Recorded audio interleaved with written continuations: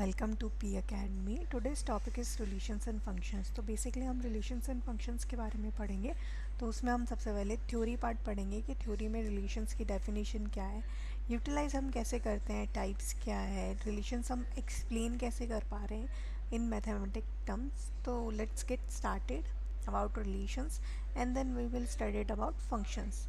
तो फर्स्ट हम चलते हैं रिलेशंस पे। हम तो डेफिनेशन हमने देखी रिलेशन की। तो रिलेशंस की डेफिनेशन क्या है, कोई सबसेट ऑफ कार्टेशियन प्रोडक्ट है। ठीक है, तो बेसिक सी चीज़ है। हम अभी तक क्या करते आ रहे हैं, हमें कोई वैल्यू गिवन है R is equals to X plus one, A is equals to X plus one, similarly B is equals to X minus two.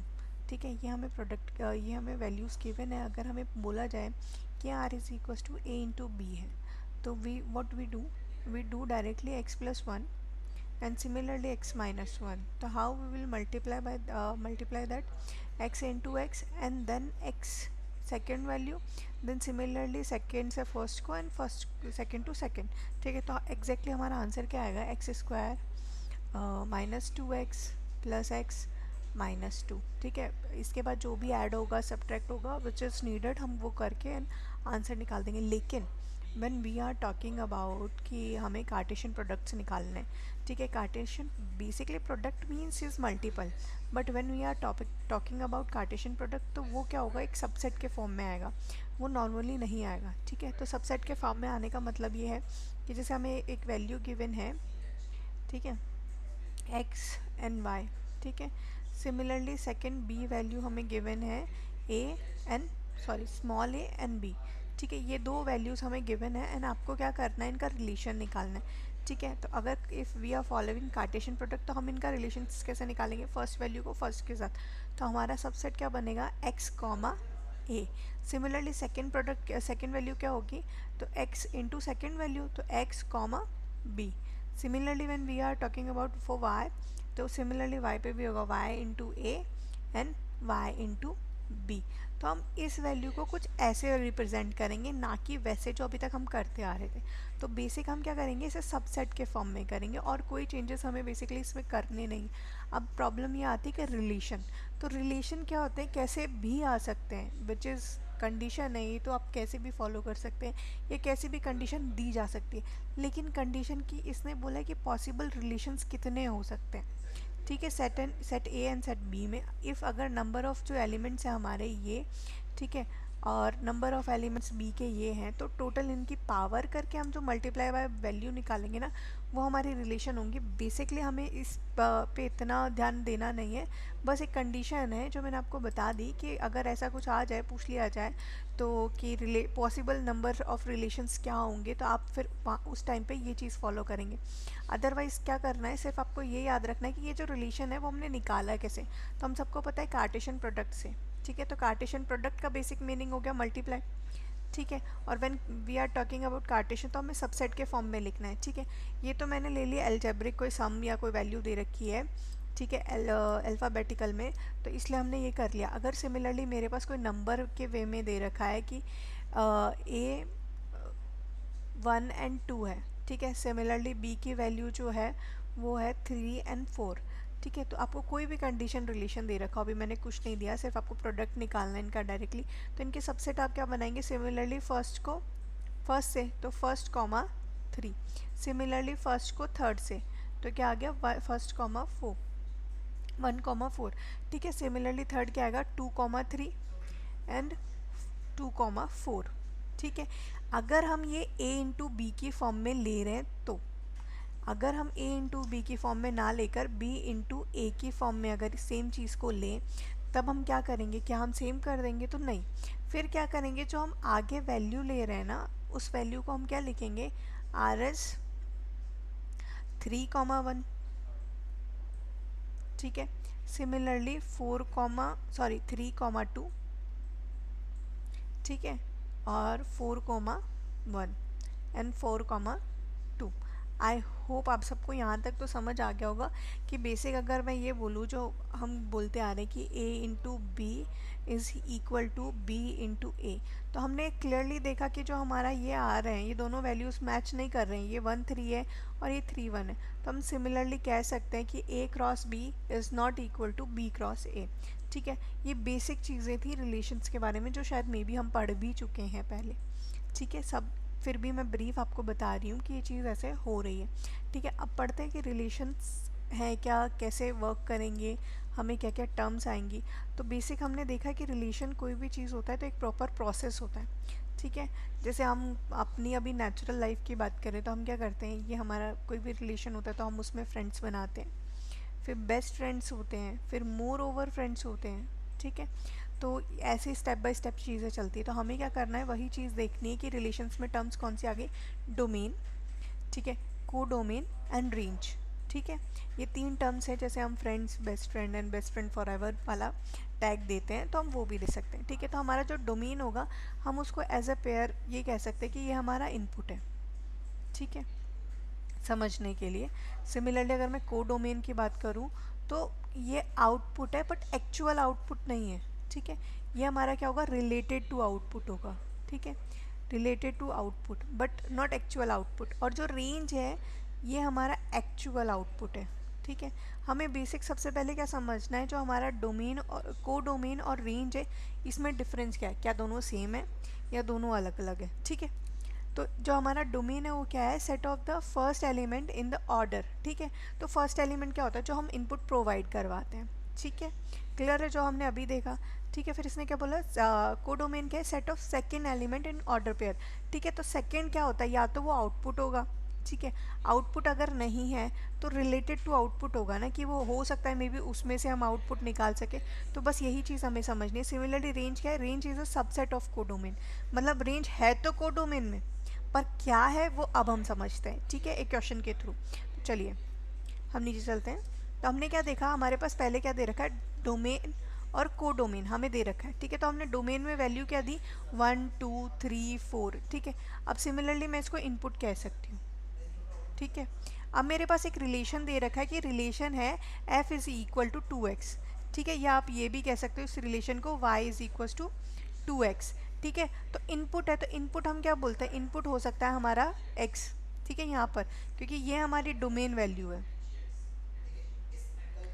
ठीक है, अब हमने क्या बोला, x is equal to Y is equal to 2x है। ठीक है, तो मैं यहाँ सॉल्व कर लेती हूँ, y is equal to 2x है व्हेन हम ये मान रहे हैं कि पहली value of x is equal to 1।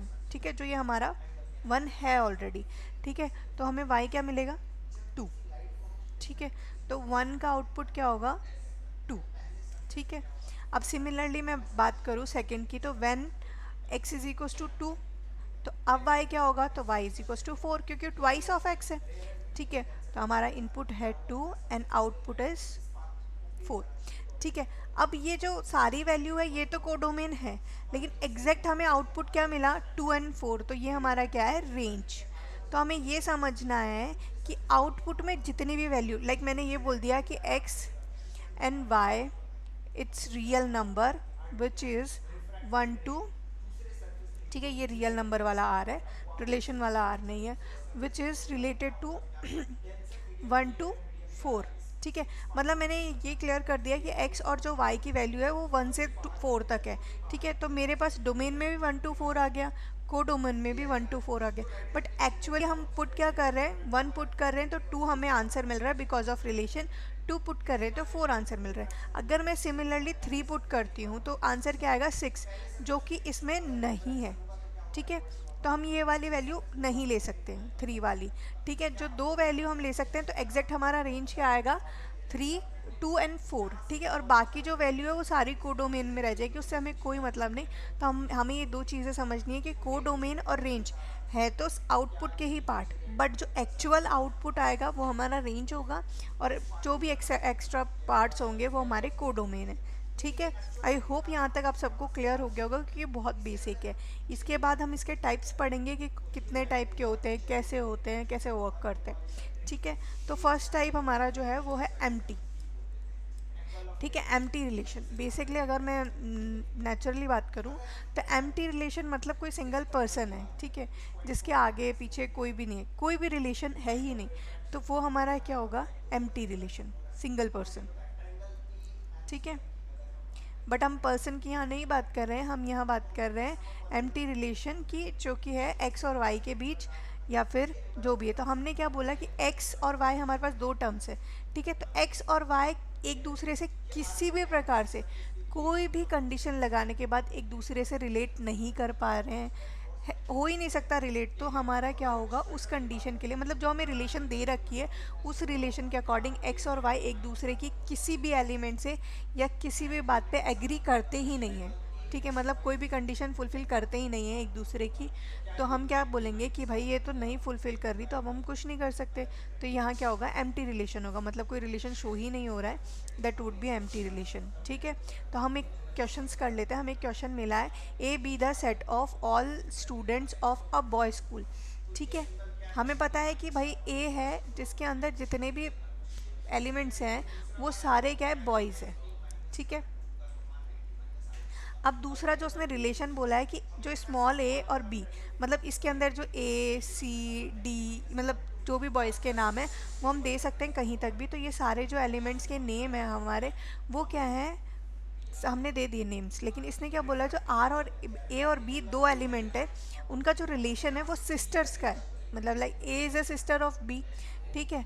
But एक बात मत सोचिए कि जो बॉयज़ स्कूल होगी उसमें तो कोई फीमेल होगी नहीं, अगर फीमेल नहीं होगी तो सिस्टर वाला रिलेशन ही फुलफ़िल नहीं होगा ना, सिर्फ सिस्टर वाला रिलेशन हो ही नहीं सकता, बिकॉज ऑफ उस पूरे स्कूल में सिर्फ बॉयज़ ही हैं, फीमेल कोई है ही नहीं, तो फुलफ़िल कैसे होगा। तो हम आंसर क्या देखेंगे कि the school is boy school, no students of school can be sister of any student, हो ही नहीं सकता क्योंकि फीमेल कोई है ही नहीं, तो how can be we are relate as a sister.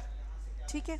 तो ये चीज़ हो गई कि अगर कुछ रिलेट ही नहीं कर रहा है तो वहाँ हम क्या परफॉर्म करेंगे, तो वहाँ हमारा एम्प्टी रिलेशन होगा। ठीक है। जैसे हम किससे डिनोट करेंगे एम्प्टी रिलेशन को, ऑब्वियस ही बात है, हम रिलेशन को किससे रिप्रेजेंट करते आ रहे हैं अभी तक, आर से। ठीक है। और एम्प्टी की बात कर देंगे तो यहाँ हमारा फाई आ जाएगा। ठीक है। अगर आपके पास कोई भी क्वेश्चन ऐसा गिवन हो कि भाई ये पूरी चीज़ दी हुई है तो आपको वो चीज़ एक्सप्लेन करनी है कि भाई बॉय स्कूल है तो गर्ल्स हो नहीं सकती, तो सिस्टर का रिलेशन हम फुलफ़िल कर नहीं सकते, तो अगर सिस्टर का रिलेशन नहीं फुलफ़िल कर सकते तो हम आर को किससे डिनोट करेंगे, आर तो हमारा रिलेशन रिप्रेजेंट कर ही रहा है which is equal to phi. ठीक है। तो फाई हमारा यहाँ क्या रिप्रेजेंट कर रहा है, it is empty post, empty place. ठीक है। तो ये हमारा एम्प्टी है, that's why R is equal to 5। तो नेक्स्ट हमारा क्या है, यूनिवर्सल रिलेशन। ठीक है।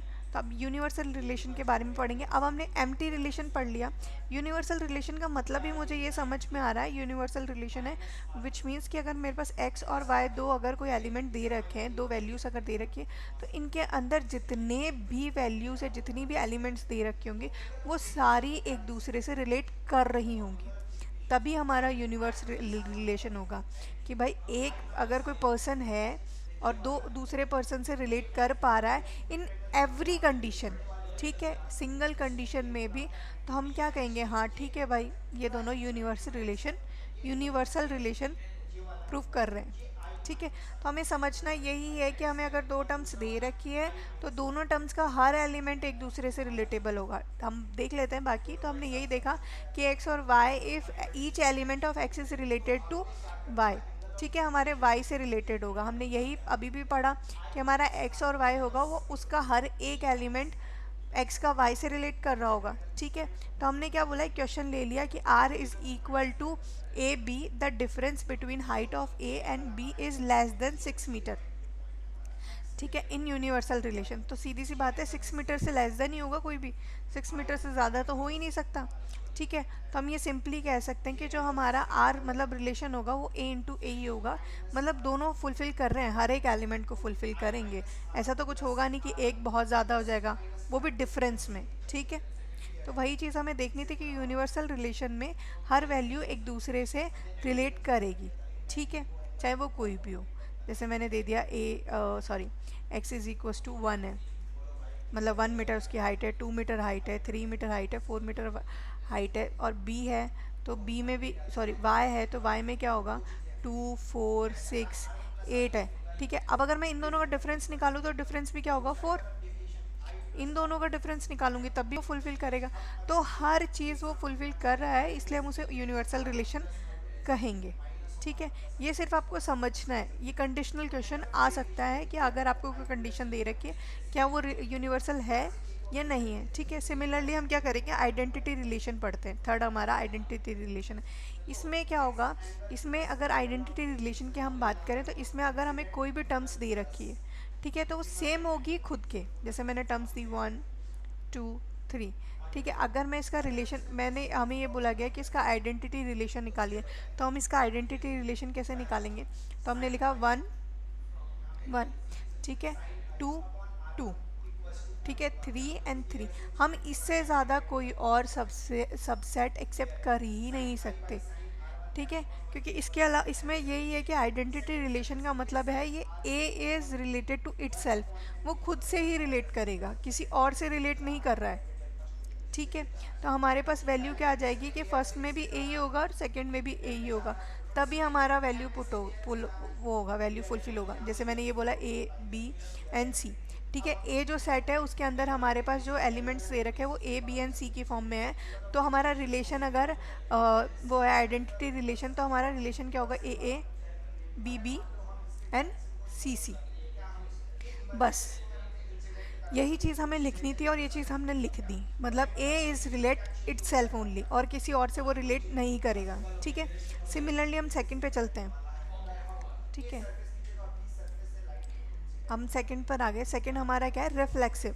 ठीक है, तो रिफ्लेक्सिव रिलेशन क्या होगा, तो रिफ्लेक्सिव रिलेशन क्या होगा, कोई भी सीरीज़ आपको दे रखी है, ठीक है, उस सीरीज़ के अंदर, ठीक है, if every element of A is reflexive, तो ए मतलब हम वही पढ़ते आ रहे हैं जो हमने ऊपर देखा। अभी अभी हमने ऊपर क्या देखा कि हमारे पास वो इटसेल्फ, वो खुद को ही रिप्रेजेंट कर रहा है। बट रिफ्लेक्सिव में क्या होगा, अगर हमने कोई दो एलिमेंट्स ले लिए, ठीक है, A and B, let suppose दो एलिमेंट्स ले लिए, ठीक है, 1 2 3, ठीक है, सिमिलरली 2 3 एंड 4, ठीक है, तो ए इंटू बी ले लीजिए जो हमारा रिलेशन है। ठीक है, तो हम इसमें क्या करेंगे, 1 2, ठीक है, 1 3 1 एंड 4, ठीक है, पर हमारा सेकंड क्या होगा, 2 2, ठीक है, 2 3, ठीक है, उसके बाद में 3 2, सॉरी, उसके बाद में 2 4 आएगा, ठीक है, फिर 3 2 3 3 एंड 3 4। अब सोचने वाली बात ये है, हमने रिफ्लेक्सिव देखा, तो रिफ्लेक्सिव में हमने देखा every element of A is reflexive. ठीक है, element of A is reflexive होना चाहिए। अगर ए सेम दे रखा है तो रिफ्लेक्सिव तो हो गई। अगर दोनों अलग अलग हैं तब क्या होगा, तो हम इस पूरी सीरीज़ में हम अगर देखें तो हमारे पास एक दो एंड सॉरी दो ही एलिमेंट ऐसे हैं जो एक दूसरे को रिफ्लेक्ट कर रहे हैं। ठीक है, तो हम इन दो एलिमेंट्स को ही कंसीडर करेंगे। ठीक है, that is R reflexive index, reflexive relation. ठीक है, तो ये हमारा रिफ्लेक्सिव रिलेशन है और कुछ नहीं है इसमें, इतना नहीं देखना। इसमें सिर्फ आपको देखना है क्या वो सिमिलर हो पा रहा है उसकी कंडीशन और रिलेशन फुलफिल करने के बाद। तो हाँ भाई, मतलब हमें क्या, दो अलग अलग एलिमेंट में दो अलग अलग वैल्यूज़ मिली, उनके हमने एलिमेंट्स देखे और हमें रिलेशन गिवन था, तो उस रिलेशन के हिसाब से हम इस चीज़ को पूरे को फुलफिल करते जा रहे हैं। तो रिफ्लेक्सिव का मतलब ये है कि हमारे पास ए की वैल्यू आनी चाहिए और बेसिक डिफरेंस भी यही है। ठीक है, अब आगे चलते हैं सिमेट्री रिलेशन।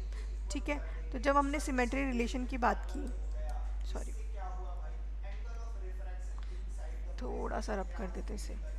ठीक है, हमने अब सिमेट्री की बात की। अब सुनने में ये लग रहा है कि सिमेट्री इट मीन सेम, कुछ तो सेम होगा। ठीक है, तो हमने चेक किया कि भाई सिमेट्री है, तो क्या सिमेट्री हम इसको बोल रहे हैं ए बी, ठीक है, बी और ए, क्या इसे हम सिमेट्री बोल रहे हैं, तो हाँ हम इसे ही सिमेट्री बोल रहे हैं। लेट सपोज मेरे पास एक सिचुएशन दे रखी है, ए इज़ ए बी, ठीक है, बी दूसरी कंडीशन मेरे पास दे रखी है, सिमिलरली बी एंड ए। ठीक है, अब इसका हमें रिलेशन निकालना है, तो मैं सिमिलर वही स्टार्टिंग वाला रिलेशन ले रही हूँ कि मैंने इसको इससे मल्टीप्लाई किया तो ए बी, सिमिलरली इसको इससे किया तो ए एंड ए, सिमिलरली दूसरा किया तो B B, and third form, fourth form is B A. ठीक है, अब ये दो छोड़ दीजिए आप। ठीक है, क्या ये दोनों जो मैंने स्टार्टिंग में लिखा हो वो कंडीशन दिख रही है? तो इट मीन्स कि ये दोनों अगर दिख रहे हैं तो मेरा ये सिमेट्री है। अगर ये दोनों नहीं दिख रहे हैं, नहीं बन रही ऐसी कोई कंडीशन, तो ये मेरा सिमेट्री फॉर्म नहीं होगा। देख ले, R is symmetry relation if A B are real number, B A is similarly, तो A R is equal to B R A होगा। मतलब हमारे पास जो हमारा ये रिलेशन बन के आना चाहिए, ये ए बी और बी ए की फॉर्म में आना चाहिए। बस इतना ही ईजी है, इसमें आपको कुछ नहीं ज़्यादा सोचना। अगर मैं इसे ऐसे ना लिखकर, ठीक है, इस सिमेट्री को ऐसे ना लिखकर मैं सिंपली ऐसे लिखना चाहूँ, जैसे ये क्वेश्चन दे रखा है हमारे पास, आर इज इक्वल टू 1 2, मतलब किसी का रिलेशन आया है 1 and 2, 1 and 3, 2 and 1। ठीक है, बट फर्स्ट कंडीशन ये है, सेकंड नहीं है, तो थर्ड वाली सेम है, तो इट मीन्स ये दोनों सेम है, तो मैं इसको simply symmetry matrix, symmetry relation कह सकती हूँ। ये सिमेट्रिक रिलेशन है। ठीक है, बस इतना सा ही आपको चेक करना है। अगर ऐसी कोई कंडीशन बन रही है दैट मेक सेंस कि वो रिलेशन जो है सिमेट्री रिलेशन कह सकते हैं। ठीक है, सिमिलरली हमारी थर्ड जो मेन आई वो हमारी ये है ट्रांजिस्टिव रिलेशन। तो ट्रांजिस्टिव रिलेशन क्या है हमारा? ट्रांजिस्टिव रिलेशन में अभी तक हमने क्या किया, ए सेम था। ठीक है, फर्स्ट वन में। ठीक है, ए और बी। ठीक है, ये हमारा हो गया रिफ्लेक्सिव। ठीक है, हमने सिमेट्री की बात की, तो ए बी है तो बी ए भी होना चाहिए। ठीक है, अगर ऐसी कंडीशन है तो ये सिमेट्री है। ठीक है, और ये रिफ्लेक्सिव। अब बात करते हैं थर्ड वन की, जो मेनली हम इस जिससे क्वेश्चन ज़्यादातर बनते हैं, मैं शॉर्ट फॉर्म में लिख रही हूँ, रिफ्लेक्सिव। ठीक है, अब थर्ड वन में क्या करेंगे, ए बी तो हमें मिला हुआ है। ठीक है, सेकेंड फॉर्म अगर बी सी आ गया तो थर्ड क्या आना चाहिए, सी ए होना चाहिए। अगर सी ए बी है दैट मेक सेंस कि वो ट्रांजिस्टिव होगा, ट्रांजिस्टिव। ठीक है, ट्रांजिस्टिव होगा। ठीक है, तो मैंने क्या किया, सिंपली ए, इसका मतलब ये है कि कोई भी रिलेशन है। ठीक है, मेरे पास रिलेशन गिवन है 1 2 2 एंड 3। ठीक है, तो जो थर्ड टर्म होनी चाहिए वो मेरे पास फर्स्ट एंड थर्ड की होनी चाहिए, या थर्ड एंड फर्स्ट होना चाहिए, सॉरी ए सी होना चाहिए यहाँ पे। ठीक है, ऐसी कोई कंडीशन हमारे पास होनी चाहिए, मतलब फर्स्ट एंड सेकंड अगर मिल रहा है, ए बी है और बी सी यहाँ पर है, तो सी ए भी, ए सी भी होना चाहिए हमारा। ठीक है, अगर ए सी हो रहा है तो ट्रांजिस्टिव है, और अगर नहीं हो रहा है तो वो नहीं है ट्रांजिस्टिव की फॉर्म में। सिमिलरली अगर मैंने यहाँ पर एक दिया है कि 1 and 2 है, 2 and 4 भी है, तो जो हमारा लास्ट वन है थर्ड वाला, वो हमारा क्या बन रहा है, 1 and 4 बन रहा है। ठीक है, सिंपल। बस हमें यही याद रखना है कि ए बी है, बी सी सेकेंड फॉर्म है, अगर सी ए वाली थर्ड फॉर्म भी हमारे पास आ रही है तो इट मीन्स कि वो ट्रांजिस्टिव है, अदरवाइज नहीं है। अब मैंने ये बोला कि अगर मेरे पास सिर्फ एक ही सेट है और कुछ और सेट है ही नहीं, तब क्या होगा? तब क्या ऐसे ही वर्क होगा, ट्रांजिस्टिव होगा या नहीं होगा, कुछ और होगा? तो ये सिंपली ट्रांजिस्टिव होगा। ठीक है, आप इसे एक्सेप्शन समझे या फिर हमारा एक फॉर्म समझे। ट्रांजिस्टिव अगर सिंगल सबसेट दे रखा है दैट मेक सेंस कि वो ट्रांजिस्टिव है। ठीक है, हम इसे ट्रांजिस्टिव रिलेशन कह सकते हैं। ठीक है, हमें तीन मेजरली याद रखना है, रिफ्लेक्सिव, ठीक है, जो हमने यहाँ देख लिया, सिमेट्रिक और ट्रांजिस्टिव। ये तीन आपको मेनली पढ़ना है, क्योंकि इससे रिलेटेड ही लास्ट अगली जो रिलेशन है वो है, या ये कह सकते हो लास्ट टाइप हमारा इससे रिलेटेड है। हम लास्ट टाइप को क्या कहते हैं, इक्विवेलेंस रिलेशन। ठीक है, इक्विवेलेंस रिलेशन का मतलब क्या हो गया? इक्विवेलेंस रिलेशन का बेसिक मतलब ये हो गया, जो कंडीशन या जो रिलेशन तीनों चीज़ों को फुलफ़िल करेगा। मतलब ऐसी कोई रिलेशन आपको देखनी है जिस रिलेशन के अंदर तीनों, मतलब रिफ्लेक्सिव, सिमेट्री और ट्रांजिस्टिव, तीनों रिलेशन को ये फुलफ़िल कर रहा है, तो इट मीन्स कि वो इक्विवेलेंस है। और ऐसा है कि दो को तो वो फुलफ़िल कर रहा है और एक को नहीं कर रहा है, तो वो इक्विवेलेंस नहीं होगा। इक्विवेलेंस का मतलब ये है कि जो हमारा रिलेशन है वो डिफाइंड करता है तीनों को। ठीक है, चलिए आगे देख लेते हैं हम कैसी कंडीशन है, क्या क्या है। क्वेश्चंस भी देख लेते हैं कि इतने सुंदर क्वेश्चंस हैं, हम कैसे सॉल्व कर पा रहे हैं उनको। ठीक है, तो हमारा लास्ट जो रिलेशन का टाइप है विच इज़ इक्विवेलेंस रिलेशन। ठीक है, तो इक्विवेलेंस रिलेशन में हमने देखा यहाँ पर कि जो इक्विवेलेंस रिलेशन है उसमें तीनों टाइप होने चाहिए। ठीक है, अभी हमने यही देखा। तो रिफ्लेक्सिव, सिमेट्री और ट्रांजिस्टिव, ये तीनों रिलेशन है, इसलिए ये हमारा जो है वो इक्विवेलेंस रिलेशन है। अगर ये नहीं है तो नहीं होगा। ठीक है, तो हम क्या करते हैं, इसको क्वेश्चन के थ्रू समझते हैं। ठीक है, अब हमारे पास एक दे रखा है z is a set of all integer and r x and y, x comma y, तो x माइनस y जो है वो इंटीजर है। ठीक है, पहली चीज़ जो x में वैल्यू है ना, x एंड y में, वो भी हमारी इंटीजर है, और x माइनस वाई के बाद आनी चाहिए वो भी वैल्यू इंटीजर होनी चाहिए। ठीक है, मतलब z is equal to X minus Y करेंगे तो ये जो x की फॉर्म हमारी होगी वो इंटीजर होगी। सवाल समझ लिया हमने, सिंपल है कि हमारे पास ये इंटीजर होना चाहिए। अब इसने क्या बोला, जो सोल्यूशन अब हम कर रहे हैं, तो हम z की वैल्यू हमारी क्या हो सकती है, तो कुछ भी हो सकती है z की वैल्यू, -2, -1, 0, 1 एंड 2। ठीक है, ऐसी कुछ हमारी हो सकती है, तो हमने ये बोला। ठीक है, अब हमारे फर्स्ट क्या है, रिफ्लेक्सिव। ठीक है, अब रिफ्लेक्सिव की अगर हम बात कर रहे हैं तो x और y, तो हमने क्या देखा था, अगर रिफ्लेक्सिव होगा तो हमें 1 1 होना चाहिए, 2 2 होना चाहिए।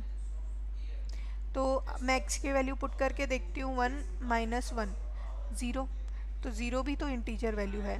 सिमिलरली 2 पुट करके देखती हूँ, 2 -2 ये भी तो 0, तो ये भी वही सेम हो गया। तो दैट मीन्स कि ये रिलेशन, क्योंकि हमें तो ये चाहिए कि कोई एक कंडीशन भी अगर फुलफिल कर रही है रिफ्लेक्सिव की, मतलब एक रिलेशन भी एक्सप्लेन कर रहा है कि हाँ ये इंटीजर हो रहा है, तो हमारा आंसर हो जाएगा। तो हमने वही देखा कि हमारी तो दोनों कंडीशन में इंटीजर आ रहा है, तो हमें तो कोई प्रॉब्लम ही नहीं होनी चाहिए।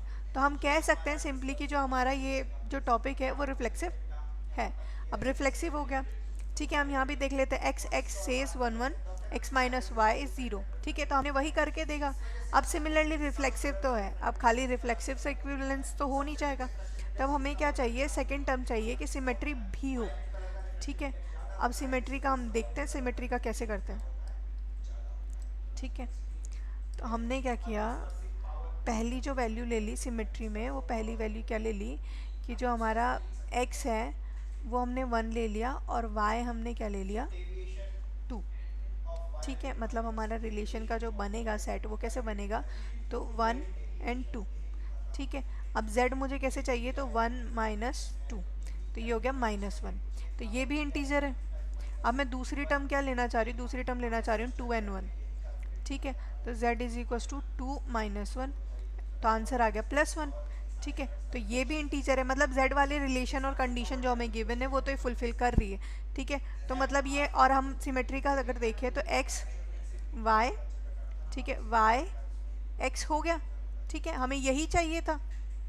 ठीक है, तो इसका मतलब ये सिमेट्री कंडीशन को भी फुलफिल कर रही है। तो हमारा चलो दो कंडीशन तो हमने फुलफिल कर ली, कि दो कंडीशन क्या है, पहली कंडीशन हमने रिफ्लेक्सिव हो गई, दूसरी कंडीशन हमारी ये हो गई। तो हमने यही देखा कि जो x और y है हमारी, वो दोनों ही इंटीजर वैल्यूज दे रही है, इसलिए r जो हमारा होगा वो सिमेट्री होगा, हम अभी समझ चुके हैं। ठीक है, अब सिमिलरली इसने बोला कि जो ट्रांजिस्टिव है या नहीं।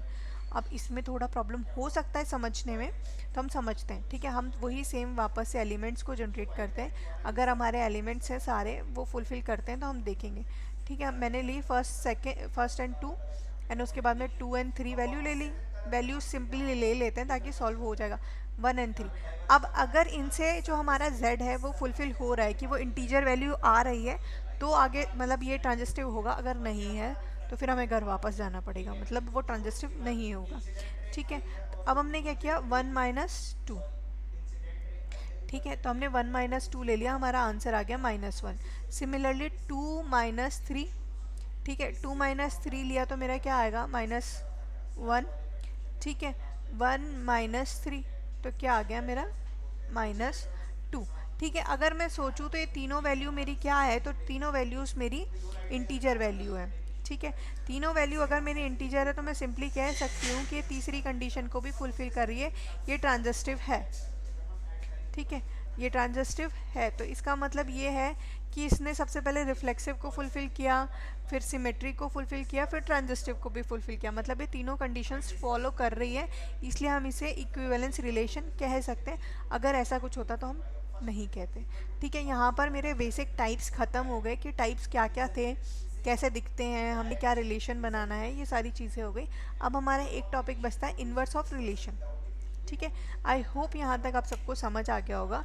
अब हम नेक्स्ट टाइप करेंगे, नेक्स्ट टॉपिक करेंगे इन्वर्स ऑफ रिलेशन। हमने अभी तक देखा कि भाई जो जो भी हमें वैल्यू गिवन थी उस वैल्यूज़ में क्या था कि उस वैल्यूज़ में हमने डेफिनेशन पढ़ा, लिखते कैसे, रिप्रेजेंट कैसे करते हैं रिलेशन को, हमने वो पढ़ा। और उसके बाद में हमने क्या देखा, टाइप्स क्या क्या हैं और मेजरली हमें कौन से टाइप्स पढ़ने हैं। तो हमने देखा कि हमें कौन से पढ़ने, सबसे ज़्यादा रिफ्लेक्सिव, सिमेट्री और ट्रांजिस्टिव। और अगर ये तीनों हमें समझ आ गए तो आखिरी वाला है इक्विवेलेंस, जो कि सिंपल है और कुछ नहीं है। ठीक है, ठीक है, हमारा दूसरा टॉपिक क्या है, इन्वर्स ऑफ रिलेशन। ठीक है, इन्वर्स ऑफ रिलेशन का मतलब ये था कि अभी तक हम क्या पढ़ रहे थे, y is equals to sine theta. ठीक है, और अब हम क्या बोलेंगे, theta is equals to sine inverse y। ठीक है, अगर मैं बेसिक सिस्टम को समझना चाहूँ तो इस कंडीशन में जो मेरा इनपुट है ये है, और हमने स्टार्टिंग में देखा इनपुट मीन्स हमारा क्या होता है, डोमेन। ठीक है, और सिमिलरली ये क्या है हमारा, अब इस कंडीशन में ये हमारा आउटपुट है। ठीक है, तो हमने आउटपुट को क्या बोला था, को डोमेन, और एग्जैक्ट आउटपुट आ जाए तो रेंज। ठीक है, सिमिलरली हमारा अगर इन्वर्स कंडीशन है तो इन्वर्स कंडीशन में क्या होगा, ये जो हमारा y है ये हमारा इनपुट होगा।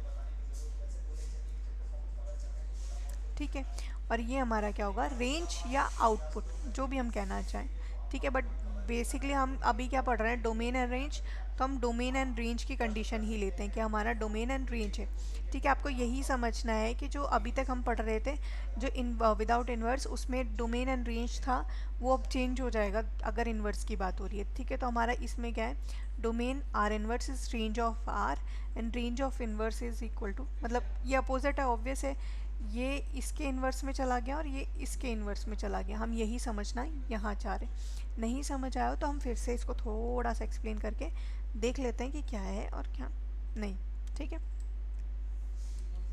तो मैंने कुछ भी नहीं लिखा, मैंने ये लिखा कि y is equal to 2x है।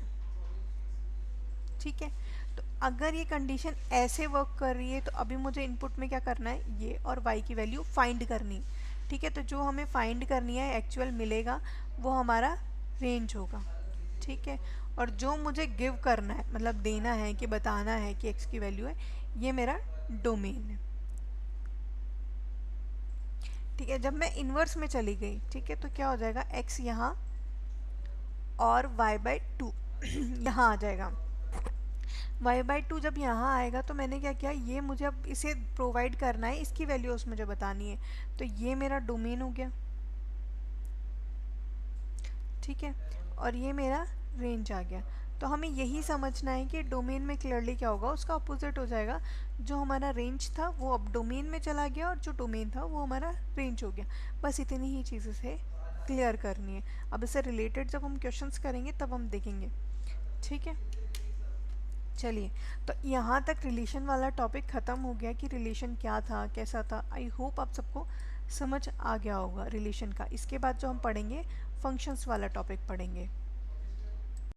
अब हम पढ़ेंगे फंक्शंस के बारे में। अभी तक हमने रिलेशंस के बारे में देखा, अब हम करेंगे फंक्शंस के बारे में। तो फंक्शंस के बारे में वही सेम प्रोसेस, हम पहले डेफिनेशन पढ़ेंगे। तो डेफिनेशन हमारी क्या है, कोई फंक्शंस दे रखा है ए एंड बी का।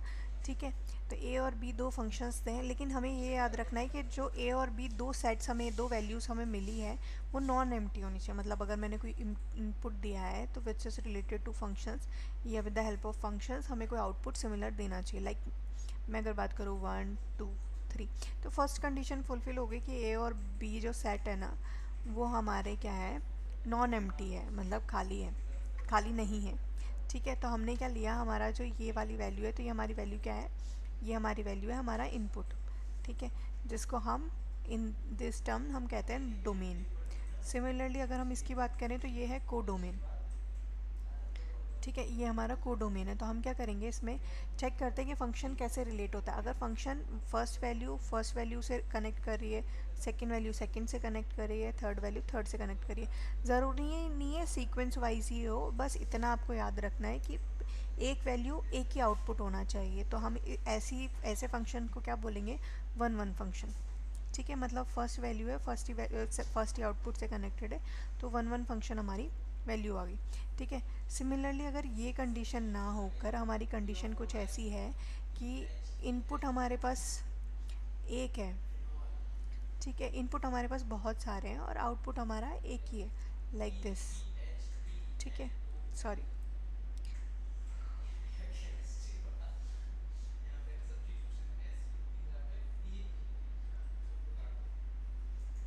ठीक है, मतलब ये तीनों इनपुट्स, मतलब मोर देन टू इनपुट्स और एक आउटपुट है, तो हम ऐसे फंक्शन को क्या बोलेंगे, मैनियन वन। ठीक है, मैनियन वन फंक्शन। और कुछ नहीं समझना आपको, सिर्फ इतना समझना है, अगर मैं सिमिलरली वन इनपुट या वन इनपुट से दो चीज़ों को दे देती, लाइक इसको भी कनेक्ट कर रही हूँ, इसको भी कनेक्ट कर पा रही हूँ, तो अगर ऐसा कुछ सीक्वेंस होगा ना तो ये बहुत कॉम्प्लेक्स हो जाएगा, इसलिए हम ये वाला नहीं पढ़ते कि मैनी मैनी है या वन टू मैनी है, मतलब ऐसा कुछ। ठीक है, तो ऐसा कुछ हम नहीं पढ़ते, इसलिए हम मेजरली दो फंक्शंस अभी हमने देखे कि one one and many one है। ठीक है, अब आगे समझते हैं कि आगे क्या चीज़ है, कैसे है, टाइप्स में है तो कितने टाइप्स और हमें पढ़ने हैं। तो हमारे पास क्या है, तीन टाइप्स मेजरली हैं जो हम अभी पढ़ेंगे। तो मेजर टॉपिक्स है हमारे वन वन, जो हमने अभी देख लिया कि वन वन परफॉर्म कैसे करता है या दिखता कैसा है। ठीक है, मैनी वन भी हमने देख लिया। अब ये ऑन टू फंक्शन एक थोड़ा डिफरेंट है, हम देखेंगे। ठीक है, वन वन फंक्शन के लिए पहले हम क्या करते हैं, नॉन एम्प्टी सेट्स बनाते हैं, तो हमने नॉन एम्प्टी दो सेट्स बना लिए। ठीक है, तो ये हमारा ए सेट मान लो या एक्स सेट मान लो, ए मान लेते हैं, ए एंड बी हमारे पास दो सेट्स हैं। ठीक है, इसकी वैल्यू मैंने 1 2 3 दे दी। ठीक है, और सिमिलरली इसकी वैल्यूज़ हमें 2 4 एंड 6। ठीक है, तो मैंने एक फंक्शन गिवन किया आपको, F x is equal to 2x। ठीक है, ये वैल्यू मुझे गिवन है, तो मैंने क्या है, x की वैल्यू 1 के लिए y क्या आएगा 2, तो x की वैल्यू 1 के लिए y 2, सिमिलरली x की वैल्यू 2 के लिए y 4, x की वैल्यू 3 के लिए y 6। अब इससे आगे कोई वैल्यू ही नहीं है तो हम निकालेंगे क्या। तो पहली चीज़ हमें क्लियर हो गई, वन एलिमेंट वन से कनेक्टेड है, तो ये हमारा है क्या है, one one matrix, sorry one one function. ठीक है, अब दूसरी चीज़, वन वन फंक्शन को हम और क्या कह पा रहे हैं, इंजेक्टिव फंक्शन। ठीक है, ये चीज़ और याद रखनी है कि वन वन फंक्शन अगर है तो वन वन फंक्शन सिंपल नहीं है, इसका एक और नाम है इंजेक्टिव फंक्शंस। ठीक है, तो हमारा जो फंक्शन गिवन था वो भी हमें समझ आ गया कि हमारा फंक्शन क्या गिवन था, एफ एक्स जो हमारा है which is equal to 2x, ये हमारी एक कंडीशन लगी हुई है इस कंडीशन पे, तो इससे हमने प्रूव कर लिया। अब अगर क्वेश्चंस में मुझे एफ एक्स दे रखा है तो एफ एक्स को मैं कैसे निकालूंगी, तो हमें क्या करना है, इसकी कंडीशन आती है f x one is equal to f x two भी होना चाहिए। ठीक है, मतलब ये आपको करना है, अगर इससे आंसर आपका X one is equal to x two आ गया, ठीक है, दैट वुड बी नाइस कि वो वन वन फंक्शन है। अगर ये चीज़ फुलफ़िल नहीं करती, मतलब x one it's not equal to x two है, तो वो फिर वन वन फंक्शन नहीं होगा। अब कैसे, तो मैं बताती हूँ, हमने एक क्वेश्चन लिया था f x is equal to 2x, तो मैंने क्या किया, इसको वन वन फंक्शन के लिए देखा, तो f x one is equal to f x two. ठीक है, तो ये क्या हो गया, 2x1 is equal to 2x2। ठीक है, 2 से 2 कैंसिल आउट हो गया, x1 is equal to x2। ठीक है, सिंपली ये चीज़ मुझे मिल गई, तो इसका मतलब ये है, अगर ये चीज़ मुझे मिली है तब ये वन वन फंक्शन है। अगर ये इक्वल नहीं होती या कुछ भी आता, लाइक 2x आता, 3x आता, यहाँ पे कुछ भी कोई भी वैल्यू आ जाती, तो फिर क्या होता है, x1 is not equal to x2। तो अगर ये केस बनता है तो हम इसे वन वन फंक्शन नहीं कहते, सिंपल सी चीज़ है। अब हम सेकंड देखेंगे कि सेकंड फंक्शन क्या है। तो अब अभी हमने वन वन फंक्शन के लिए क्या देख लिया कि वन वन फंक्शन की डेफिनेशन क्या है, दिखता कैसे है, सॉल्व क्या करना है और कैसे सॉल्व करना है। ठीक है, चलिए अब करते हैं मैनी वन फंक्शन। ठीक है, तो मैनी वन फंक्शन में वही सेम चीज़, फंक्शन की बात हो रही है, तो दो हम सेट्स ले लेते हैं। ठीक है, तो दो हमने सेट्स ले लिए। अब हमने बोला 1 2 3। ठीक है, तो ये ए से रिलेट करेंगे। ठीक है, ए से अगर तीनों चीज़ें ए रिलेट कर रही हैं, मतलब ये हमारा डोमेन है और ये हमारा कोडोमेन है। ठीक है, ये दोनों चीज़ें अभी हमें गिवन है। ठीक है, और हमने ऐसा कुछ बनाया है कि हमने तीनों इनपुट दिया और वो तीनों इनपुट एक ही आउटपुट से रिलेट कर पा रहे हैं, मतलब मैनी इनपुट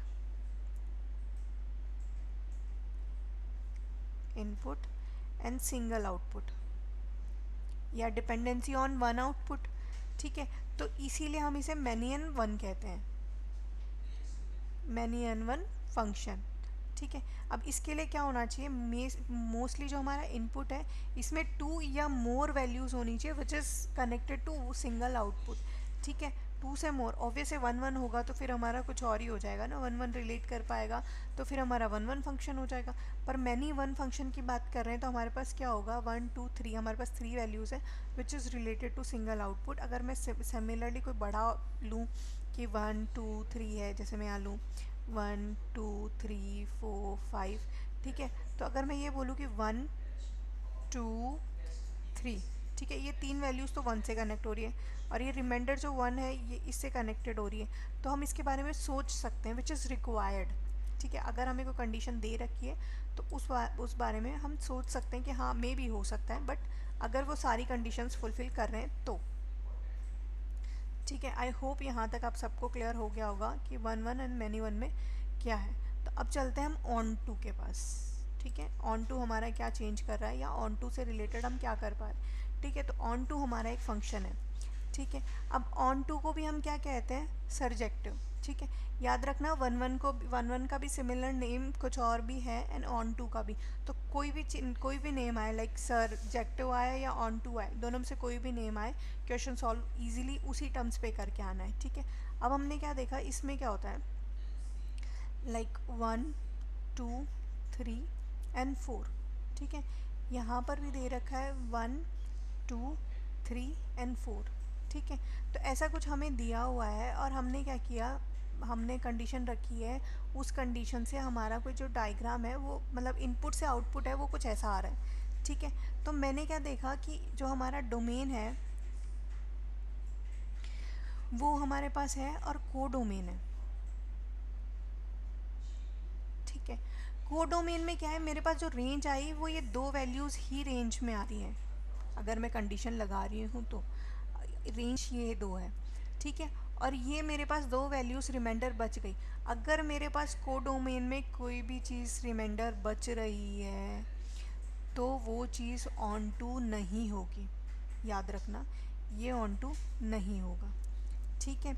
अगर मेरे पास जितनी वैल्यूज़ हैं वही यूज़ हो रही हैं, ये दो और चार ये वाली वैल्यूज़ नहीं है, तो ही वो हमारा ऑन टू है, अदरवाइज़ ऑन टू नहीं होगा, ठीक है। इसको फिर से एक बार देख लेते हैं,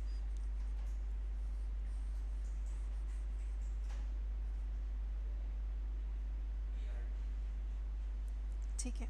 ये मेरा कोडोमेन है, ठीक है। तो मैंने क्या किया, यहाँ पे टू फोर सीधे यही लिया है, ठीक है। अब मैंने कंडीशन वही लगाई है, वही सेम कंडीशन लगाते आ रहे हैं, f x is equal to two x, ठीक है। तो मतलब x की वैल्यू वन पुट किया तो आउटपुट क्या आएगा, टू। सिमिलरली टू पुट किया तो आउटपुट क्या आ गया, फोर, ठीक है। अब मेरे पास कोई एक्स्ट्रा या रिमाइंडर नहीं बचा तो इस कंडीशन को हम कहेंगे ऑन टू। अगर कोई मेरे पास लाइक यहाँ पर थ्री होता, ठीक है, एक रिमाइंडर है, मतलब ये यूटिलाइज तो नहीं होगा ना, हम आउटपुट में थ्री तो ला ही नहीं सकते बिकॉज ऑफ टू एक्स है। अगर मैं थ्री यहाँ भी पुट करूँगी तो आंसर आउटपुट में सिक्स होना चाहिए, थ्री तो हो ही नहीं सकता। तो अगर थ्री है, अगर ये थ्री है तो हम इस कंडीशन को बोलेंगे इनटू फंक्शन, ठीक है। जिसके बारे में अभी हम नहीं पढ़ रहे हैं, सिर्फ हम ऑन टू के बारे में पढ़ रहे हैं। पर एक बेसिक ब्रीफ मैं आपको बता देती हूँ, अगर कोई रिमाइंडर बच रहा था तो हम उसे थ्री, अगर कोई भी थ्री की जगह कुछ और भी वैल्यू होती लाइक सिक्स, पर सिक्स तो कंडीशन फुलफिल कर जाती ना, फाइव सेवन ऐसी कोई कंडीशन होती, तो अगर रिमाइंडर बच रहा है, सिंपल समझते हैं, रिमाइंडर बच रहा है तो हमारा इनटू फंक्शन है, और रिमाइंडर नहीं बच रहा है तो हमारा ऑन टू फंक्शन है, ठीक है। समझ गए। चलिए अब हम इससे रिलेटेड पहले क्वेश्चन ही करके देख लेते हैं,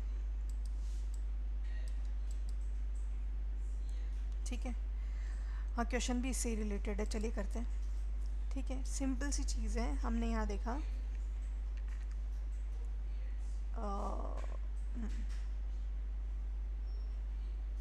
ठीक है। अब इसने ये बोला एक्स है जो एन एन है, ठीक है, मतलब नेचुरल नंबर है, सॉरी,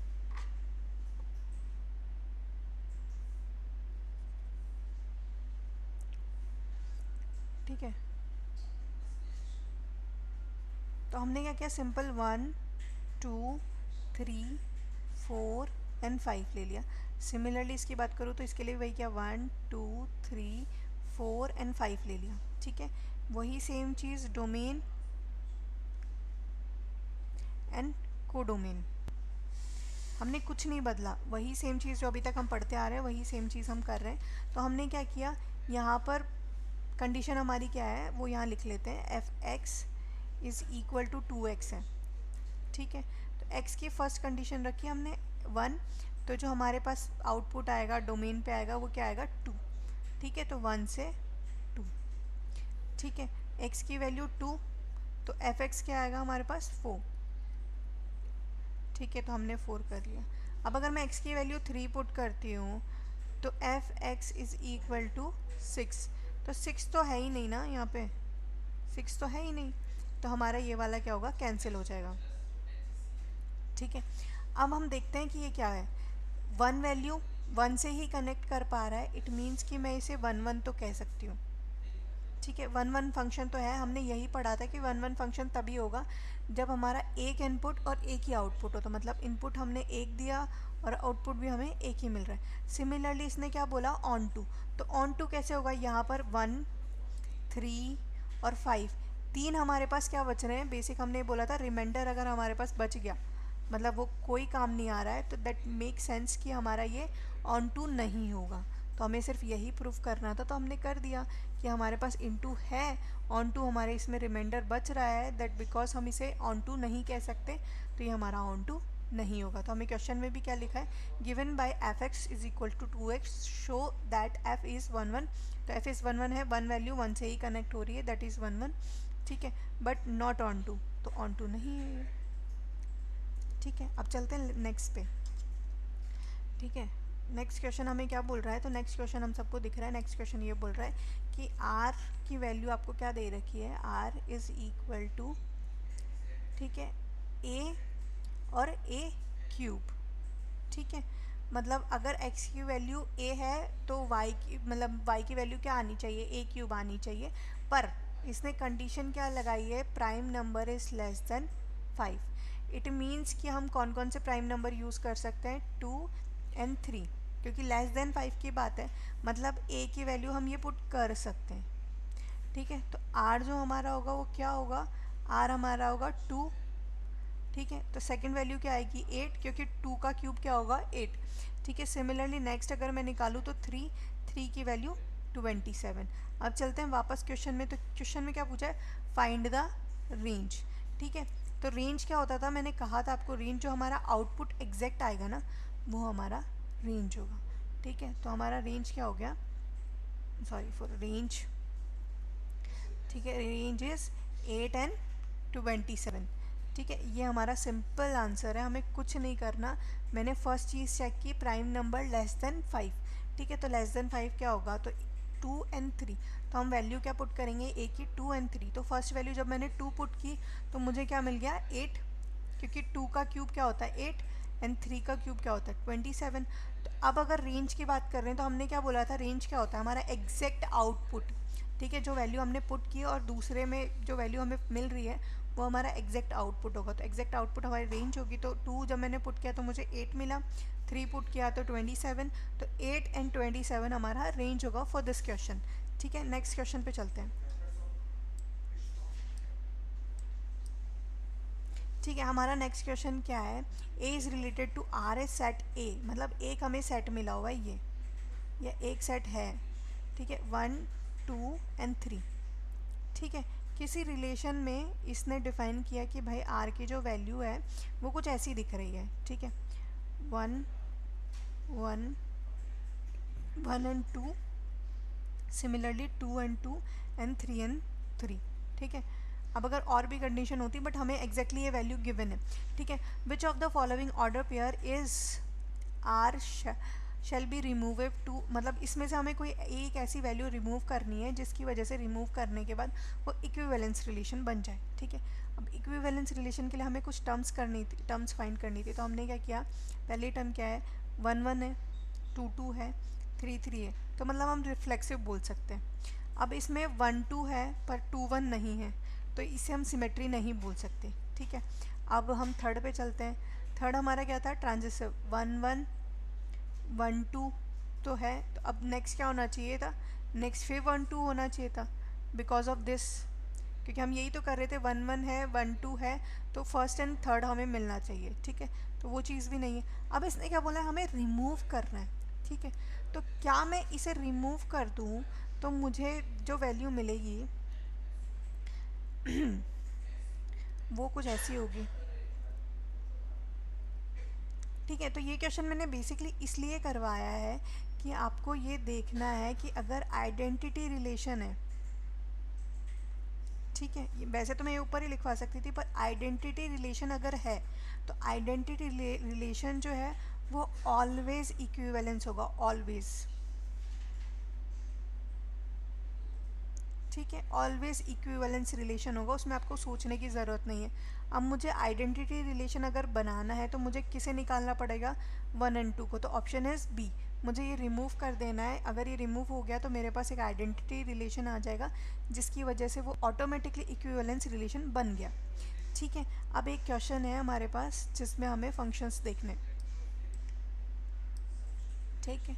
अब इसने क्या बोला है कि आपको 1 1 एन ऑन टू फंक्शन देखना है इसके ऊपर, ठीक है। तो ये हम देख लेते हैं कि क्या है। तो हमारा सोल्यूशन है, solution is equal to f x. तो हम, अगर आप सबको याद हो तो हमने क्या किया था कि x minus two, sorry, x minus two by x minus three, ठीक है। हमने क्या किया था, जो 1 1 की अगर मैं बात करूँ तो फर्स्ट हमारा 1 1 था, तो 1 1 पे हमने क्या किया था, f x one is equal to f x two, ठीक है। हमें ये कंडीशन पुट करनी है, अगर ये कंडीशन फुलफ़िल होती है तो हमारे पास आंसर क्या आना चाहिए, x1 is equal to x2, ठीक है। तो मैंने सिंपली पुट किया x1 minus two upon x2, sorry x1 minus three, ठीक है। सिमिलरली मैंने नेक्स्ट में किया F x2 minus two upon x2 minus three, ठीक है। अब हम क्या करेंगे, कुछ नहीं, हम सिर्फ क्रॉस मल्टीप्लाई कर लेंगे। तो मैंने क्रॉस मल्टीप्लाई किया तो मेरे पास क्या आया, x1 माइनस टू, ठीक है, इंटू x2 माइनस थ्री, ठीक है, is equal two similarly x2 minus two, ठीक है, x1 माइनस थ्री। वही हम अभी तक जो मल्टीप्लाई करते आ रहे थे वही करेंगे। सिमिलरली इसको इससे मल्टीप्लाई, तो हमारे पास क्या आ गया, x1 into x2 minus 2x2 minus 3x1 plus 6 equal वही x2 x1, एक second, minus 3x2 minus 2x1 plus 6। अब जो कैंसिल हो रहा है उसे कैंसिल कर दो, ये भी कैंसिल हो रहा है क्योंकि सेम ही है, ये 6 भी कैंसिल हो रहा है। अगर दूसरे साइड लेकर आओगे तो पॉजिटिव है, नेगेटिव हो जाएगा, ठीक है। अब बाकी ये बच गए,